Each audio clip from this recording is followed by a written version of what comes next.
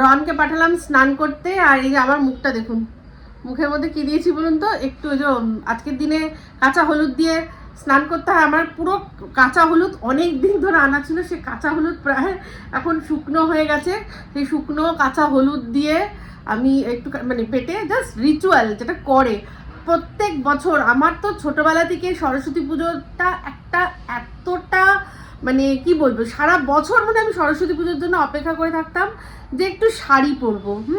আর মনে মনে বলতাম যখন আমি বড় হব তখন আমি শুধু শাড়ি পরবো, আমাকে যে যাই বলুক। আর মা আমাকে শাড়ি পরতে দিত না, না না সামলাতে পারবি না, না না পরে যাবি, এইসব বলে মা শাড়ি পরতে দিত না। আর সবচেয়ে বড় কথা, মায়ের যা শাড়ি ওগুলো একটাও আমার পছন্দ হতো না। মা শুধু ওই সিনথেটিক টাইপের শাড়ি পরতো, আর আমি চাইতাম একটু পাড়ওয়ালা, হ্যাঁ একটু সুন্দর ধরনের শাড়ি।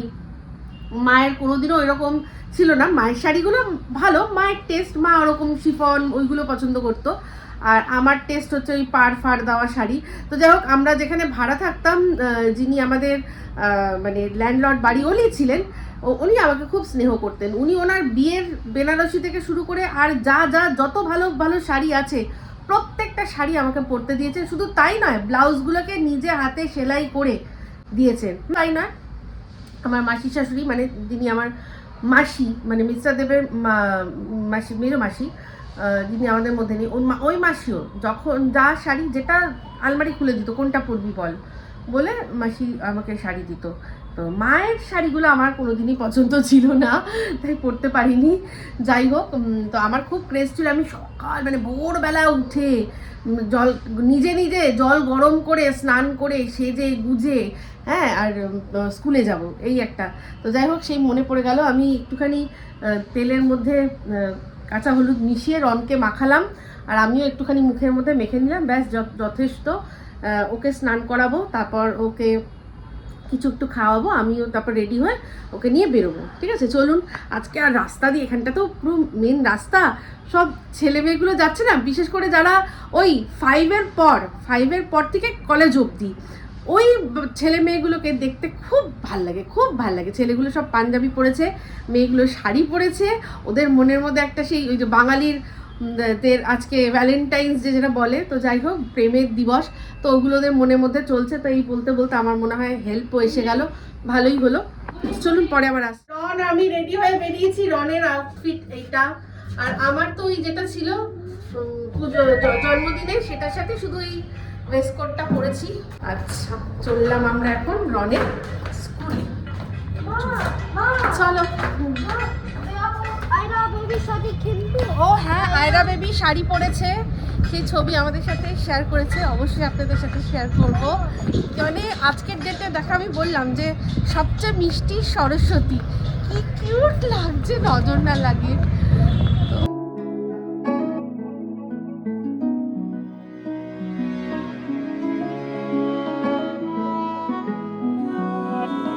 আর রাস্তায় সরস্বতীর মেলা, কি যে ভালো লাগছে দেখতে, কি বলবো, দারুণ লাগছে, দারুণ। সব সেজেগুজে যাচ্ছে, একবার এক সাজ।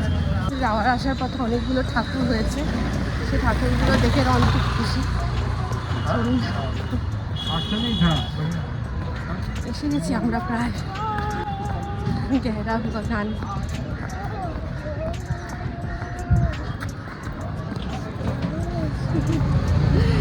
আর সব জোড়ায় জোড়ায় জোড়ায় জোড়ায় যে লাগছে।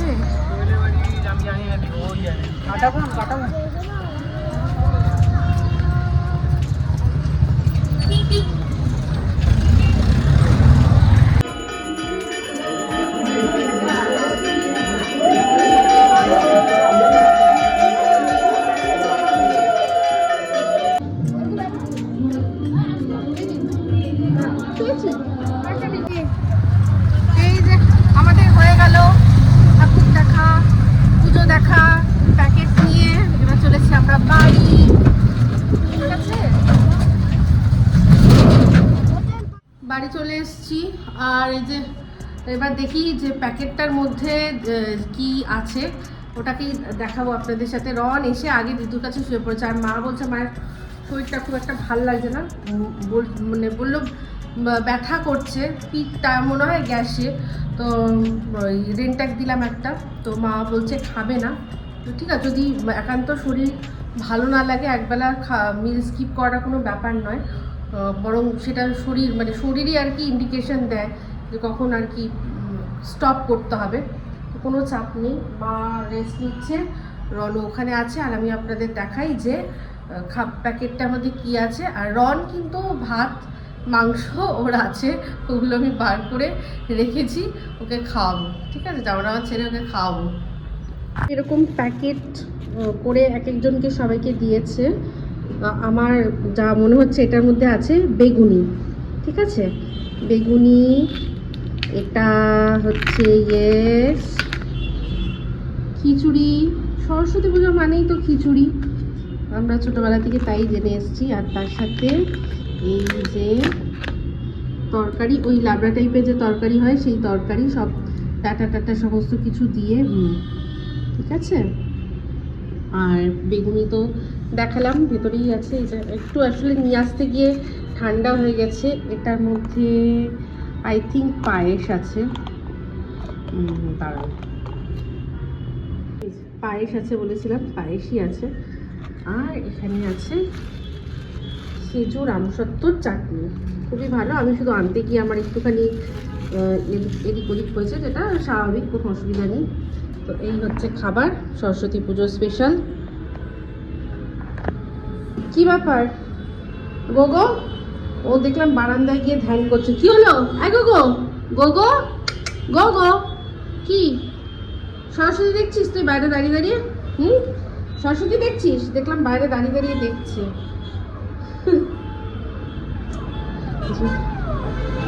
প্রচুর আর কি, এখান দিয়ে পুরো ভর্তি, এখান দিয়ে সব ভর্তি যাচ্ছিল সকাল সকাল সরস্বতীরা। সবাই ঘুরছে আর আমি এখন বেরোলাম বাজার করতে। চাল চাল আনতে হবে, বারণ তো সেই, তাই ভাবছি কতটা যদিও ভালোই দুপুরবেলা ঘুরে এসেছি, দুপুরবেলা ভালোই ঘুরে এসেছি। এখন একটু শুয়েছিলাম, একটা কাণ্ড যেটা হয়েছে সেটা মানে কি বলবো আপনাদেরকে, যখন বলবো আপনারা ভাববেন। ফুল খাওয়ার অনেক বড় দাম দিতে হয়েছে আজকে আমাকে, মানে এখনো দামটা দিতে হয়নি কিন্তু দিতে হবে। পুরো ঘটনাটা বলবো, আপনারা জানি না হাসবেন নাকি, কিন্তু আমার কাছে খুবই দর্দনাক ঘটনা, ব্যথা যন্ত্রণা। সেই জন্যই আমার দুপুরবেলা বেরিয়েছিলাম কীরকম, আর এখন আমার হাল কীরকম, ব্যথা, প্রচণ্ড ব্যথা। আর এরম করছি যখন, বুঝতেই পারছেন ব্যথাটা দাঁতের। বলছি ঘটনা পরে। কি এই গড়িয়া স্টেশনের এখানে সন্ধ্যা বাজারটা যেখানে, তার কাছে এখানে চাল নিতে এসেছি। চালটা নিয়ে নিই, তারপর দেখে একটু কিছু বাজারও করে নেবো। কালকে আমার একটা জায়গা যাওয়ার আছে, তখন আর বাজার টাজারে ঝগড়া। এখান থেকেই চালটা এখন নিই, বেশ ভালোই লাগছে, রিজনেবল দামের মধ্যে চালটা ভালো লাগে। নেবো না করে কয়েকটা সবজি নিয়ে নিলাম, ফুলকপি, গান হচ্ছে এখানে। আর এখানে বসেছে একটু আলুর চপ আর চা খেতে চাইলাম, আর তার সাথে ঘুগনি মুড়িও ধরিয়ে দিল। আমি ভাবলাম মিস্টার দেব হয়তো খাবে, কিন্তু না, ও আমাকেই পুরোটা ধরিয়ে দিয়েছিল। তো যাই হোক, ভালো ছিল। কিছুটা খেয়েছি, কিছুটা খেতে পারিনি, আর মিস্টার দেব একটুও খাইনি। আলুর চপটা এখানে খুব ভালো হয়। 24 তারিখ সকালবেলা বেরোলাম, যাচ্ছি একটুখানি কয়েকটা গ্রসারি আইটেম কিনতে হবে, আর তার সাথে ব্রেকফাস্ট। তো মনে আছে এর আগে একবার মিস্টার দেব আমাকে বলেছিল একটা জায়গা থেকে খাবার এনে, যে আমি এখানকার নারায়ণদাকে খুঁজে পেয়েছি। মানে অ্যাকচুয়ালি প্রত্যেকটা পাড়াতে বা প্রত্যেকটা এরিয়াতেই কিন্তু লোকাল একটা কোনো ফুড জয়েন্ট থাকে, সেইটা যেটা খুব ফেমাস, খুব ভালো। তো সেই রকমই এইখানকার একজনকে খুঁজে পেয়েছিলেন, বলেছিলেন না, তো বললে আজকে চলো, কারণ আমার কয়েকটা জিনিস নেওয়ার আছে।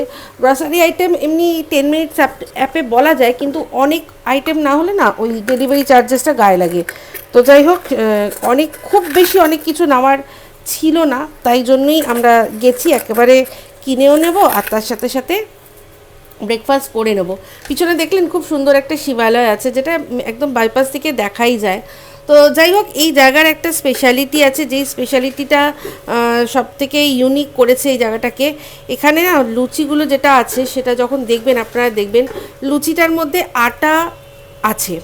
এমনিতে কোথাও আটার লুচি পাওয়া যায় না, সব জায়গাতেই ময়দার হয়, কিন্তু এখানে উনি আটা মেশান। আর আমরা যখন বললাম খুব ভালো, তখন বললেন যে এবার থেকে আটার পরিমাণটা আরও বাড়িয়ে দেবো।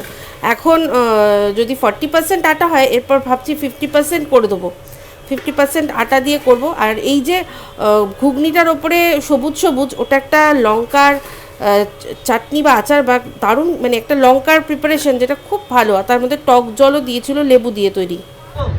আর যেখানে আজকে আমরা ব্রেকফাস্ট করছি, এখানে একদম ইউনিক একটা জিনিস যেটা আমি মানে কলকাতায় কোথাও দেখিনি, সেটা হচ্ছে এই যে কচুরিটা, সেটার মধ্যে কিন্তু বেশ কিছুটা পরিমাণ আটা দিয়ে করে, মানে আটা ময়দা মিশিয়ে। কালারটা দেখুন, দেখলেই বুঝতে পারছেন, খুব সুন্দর টেস্টি।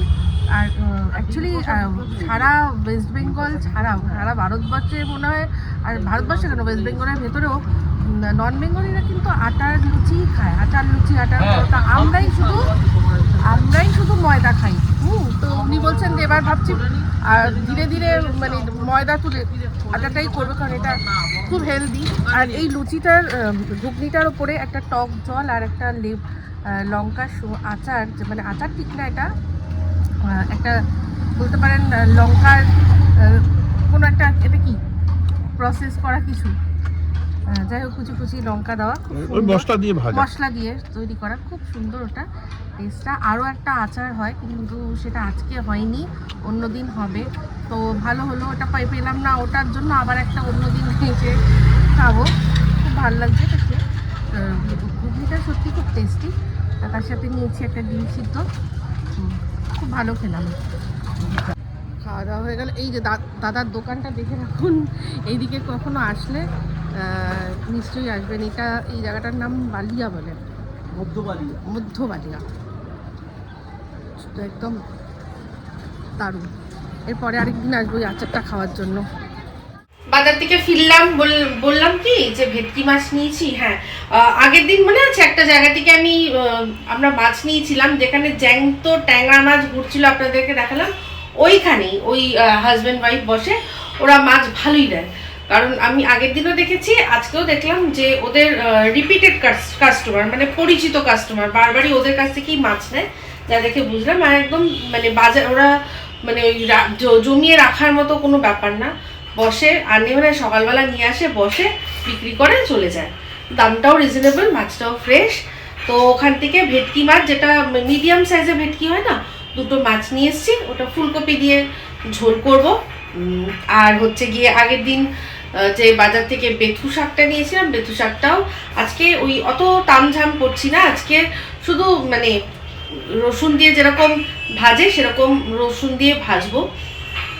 আর হচ্ছে গিয়ে ভেটকি মাছের ঝোল আর শাক, এই দুটোই শুধু করার আছে। তারপর যাব, যেটা বলছিলাম আগের দিন যে কি হয়েছে। অ্যাকচুয়ালি ব্যাপারটা হচ্ছে, গতকাল আমি কুল খেতে গিয়ে, আমি যাই না, বেকাররা বুঝতে পারিনি কুলটা অ্যাকচুয়ালি ভেতরে ছিল ওই খই টই সব মিশিয়ে একটা ইয়ে ছিল, তো প্রসাদ ছিল, তো আমি তুলেছি, তার মধ্যে কুলটাও ছিল, বুঝতে পারিনি। তো আমি যেরকম প্রেশারে খই খায় সে মানে ওরকম বুঝতে না পেরে যে বাইটটা দিয়েছি, তাতে আমার দাঁতের একটা অংশ ভেঙে গেছে, ভেতরে, একদম ভেতরে। দেখে সামনে দাঁতের হয়নি, একদম ভেতরের যে দাঁতগুলো থাকে মোটা মোটা, যেগুলো দিয়ে মেনলি চিবায়, সেই দাঁতের একটা অংশ ফেটে গেছে।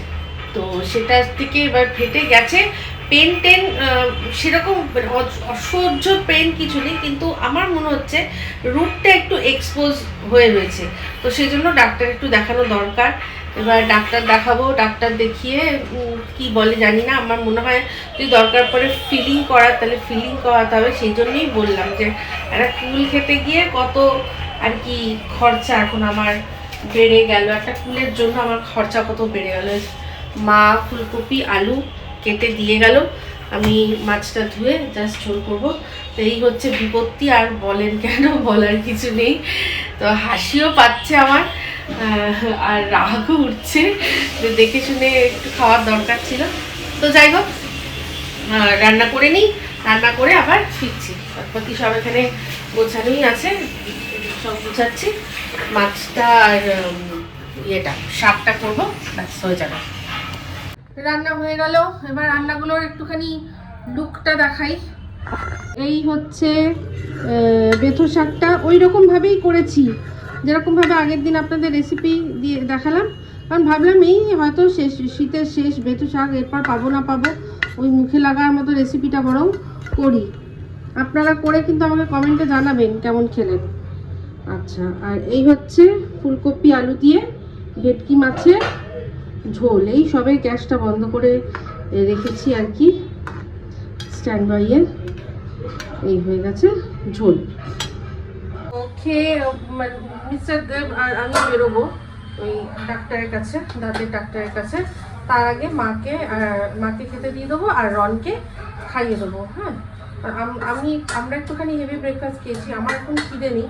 আমি ওখান থেকে হয়ে এসে তারপর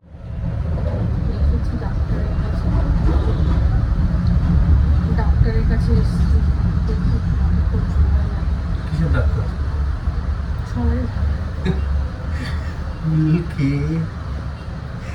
এমন কুল খেয়েছে, এমন কুল খেয়েছে, কিনারা হারিয়ে গেছে।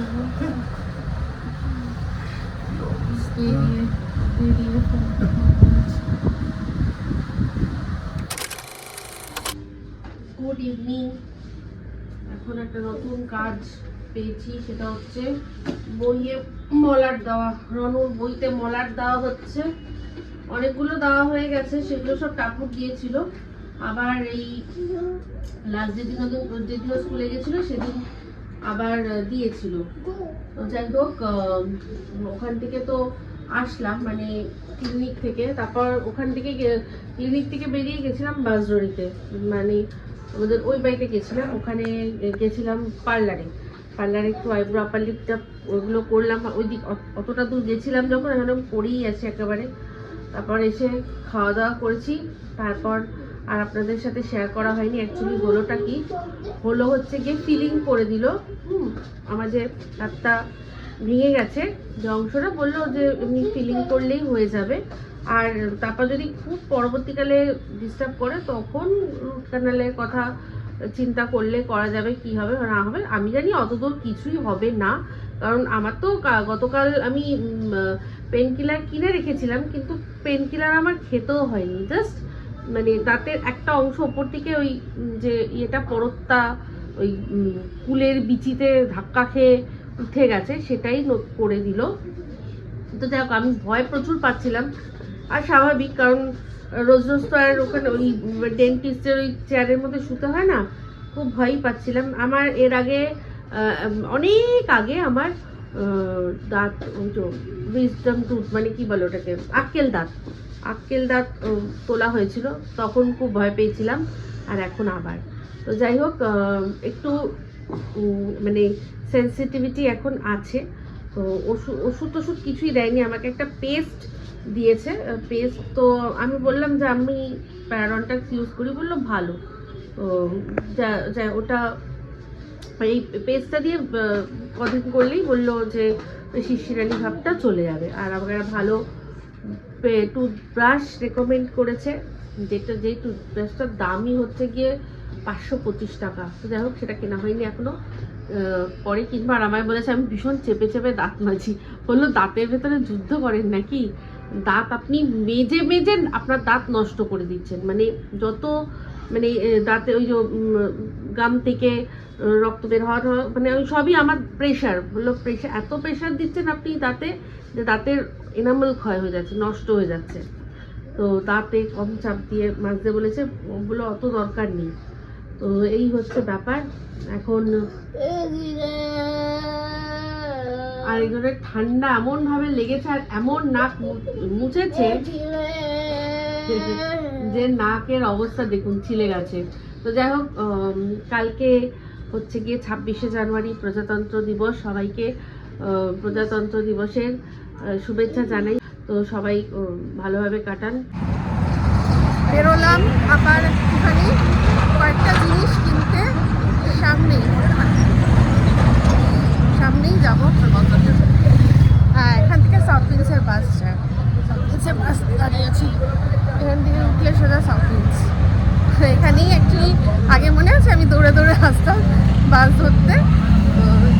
বাস এখানেই দাঁড়িয়ে, তারা একদম আমরা যেখানটায় থাকি। হ্যাঁ, দৌড়ে দৌড়ে এখানে বাস ধরতে বা হ্যাঁ এখানে হ্যাঁ, আমি যতবার গেছি এটা কিন্তু খুব সুবিধে বলো। হ্যাঁ, খুব সুবিধা।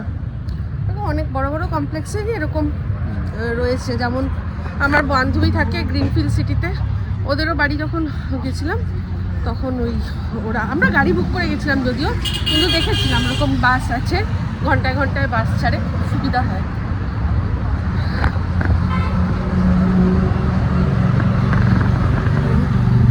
কয়েকটা জিনিস নেব, আর ঠান্ডা কিন্তু একেবারেই নেই, আমার তো লাগছেই না সকালবেলা ঠান্ডা। গরম লাগছিল, হ্যাঁ মানে যখন বেরিয়েছিলাম দুপুরবেলা হ্যাঁ ডাক্তার হ্যাঁ হ্যাঁ। আমার একটু কেমন যেন, মানে আজকে প্রথম হচ্ছে তো কেমন যেন একটা লাগছে, বারবার শুধু ওই দিকটা মানে মন চলে যাচ্ছে। আমি ওটা জানি ঠিক হয়ে যাবে। এই মাসটাই ঠান্ডা থাকবে। হ্যাঁ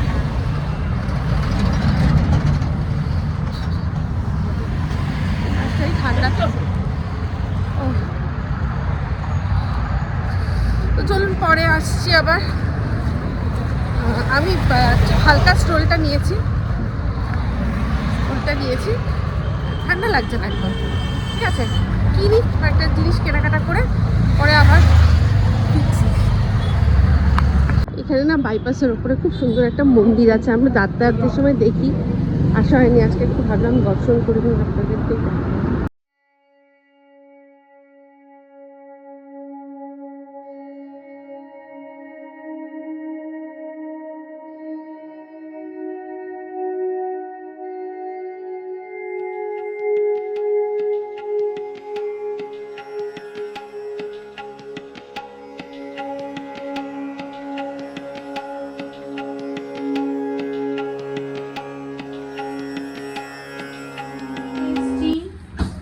আর আজকে আউট অফ দ্য প্ল্যান হঠাৎ করে একটা জিনিস করবো ঠিক করলাম, প্ল্যানের মধ্যে ছিল না বেগুন পোড়া। এটা বেগুন পোড়ানোর জন্যই বড় বেগুনটা আনা হয়েছিল, তো কিন্তু পোড়ানো সেদিন হয়নি। তো যাই হোক, মঙ্গলবার শনি মঙ্গলবার করেই পোড়ানো খুব ভালো, তো মঙ্গলবার যেহেতু আমি খাই না তাই পোড়ানো হয় না। আজকে এখন শনিবার দিনকে এটা করবো, পোড়াবো। তো এর মধ্যে চিরা লাগিয়ে তার মধ্যে রসুন দিয়ে দেবো, দিয়ে তারপর ভালো করে পুড়িয়ে দেবো, আর তার সাথে সাথে একটা টমেটো পোড়াবো। দেখুন এটা ডাল না ছাঙ্গু লেক, বরফ হয়ে গেছে ফ্রিজের মধ্যে থেকে, পুরো ছাঙ্গু লেক হয়ে গেছে। এটা একটু বাইরে রাখতে হবে, তারপর আর কি বার করবো। আর এই যে বেগুন পোড়ানো হচ্ছে, পুরোটা প্রায় পোড়ানো হয়ে গেছে, পোড়া হয়ে গেছে। আর বেগুনটা একদম ভালো করে আমি ধরে সুন্দর করে পোড়াবো সব দিকটা, আহা হেভি হবে।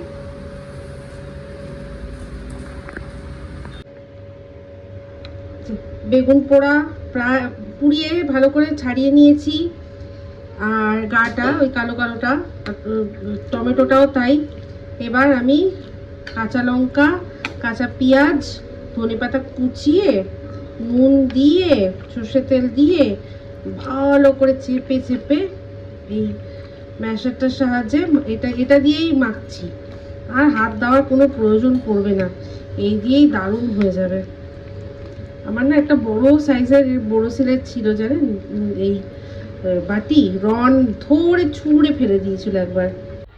গুড মর্নিং, সময় এখন 10টা বাজতে 10 মিনিট বাকি।